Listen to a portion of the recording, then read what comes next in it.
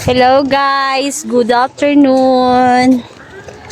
Ito ang sibuyas ni Ma'am Elizabeth Padilla na kung saan ay 2 years product user na po ng Vinyl Discoverer products, na kung saan yung technology po natin na proper plant nutrition technology ang kanilang sinusundan. So ito po ang kanilang sibuyas. Wow! Maganda yung kumuha kayo dito ng paminta-minta. Nakakahinayang nga po eh. May tito na rito siguro times Oo. Wala kayong makikita na.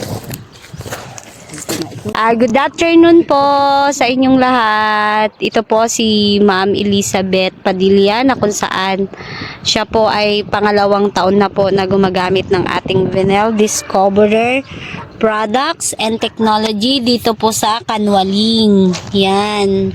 Kasalukuyan pong nagpapalaki ang kanyang mga sibuyas. So yan, halina po at ating alam. So hello po, tita. Good afternoon to everyone. Ay, oo.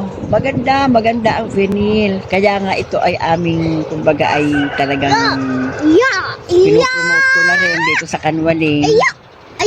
Maganda ang effect sa sibuyas. Alam nyo, tingnan ninyo, walang uod itong sibuyas ko. Kasi nung nagkaroon ng uod sa medyo malapit-lapit na dito sa amin, pina-esprehan ko talaga ng vinyl.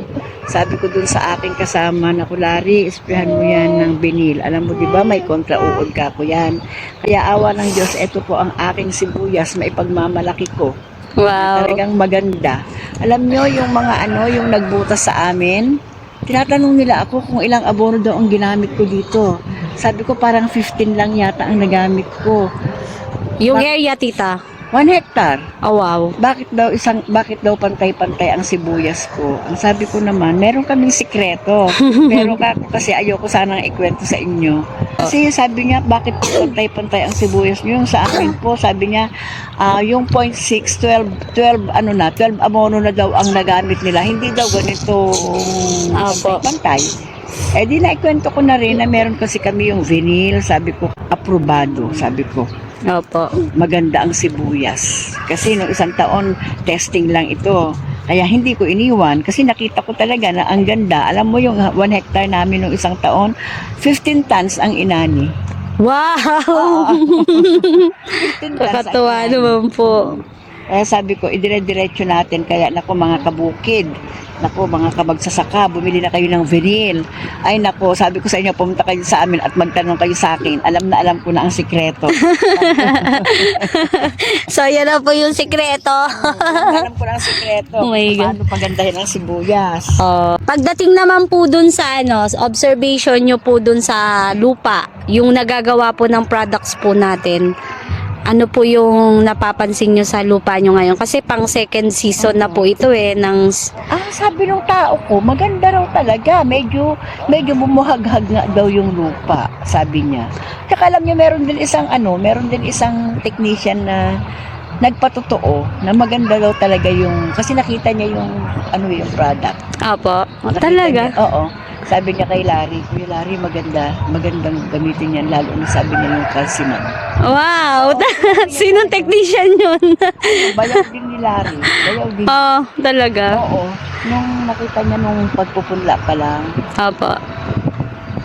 sabi niya sa akin, sabi niya gano'n, saan ka kumuha niyan? Sabi niya, gusto mo gumamit ka? Meron pa ako dyan, sabi ko niya. Auntie, maganda yan. Tignan mo, sabi niya, matigas ang puno. Opo. Ng mga punla.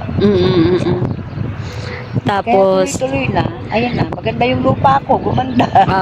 tapos po yung sinasabi nyo kanina, yung sa meron tayong, ano yung napapansin nyo dun, yung kontra uod, yung paano natin ano ang uod, makokontrol, yan. I-spray mo lang.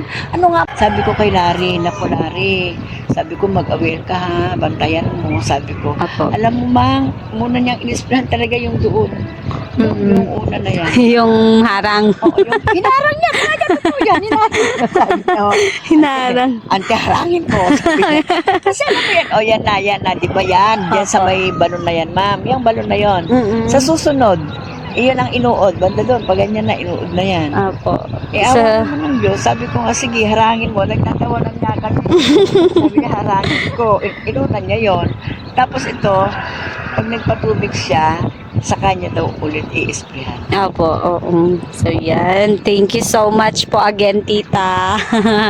Sa inyong patunay na talagang efektibo po yung ating technology. Talaga. So, ito na po yung kanyang sibuyas. Yan, ongoing pa ang pagpapalaki. At yun nga lang, antay tayo dahil tubig. Pero dahil merong water holding capacity ang ating mga sibuyas at ang ating produkto, kaya wala tayong pag-aalala. Kaya niya yan hanggang 30 days. So yan, ito po ang kanilang sibuyas, mga kabinel. Yan. Hindi po siya inatake masyado ng uod. May protection po sa uod. At matibay po ang resistensya. Yun po yung isa sa mga pangunahing binibigay po natin sa ating mga pananim, sa ating mga sibuyas. Sapagkat sabi ko nga po sa inyo, each stage po ng sibuyas natin o pananim natin, may mga pangangailangan po na dapat nating ibigay. So yun po yung unti-unti nating itinuturo, isinasanay sa ating mga mahal na magsasaka.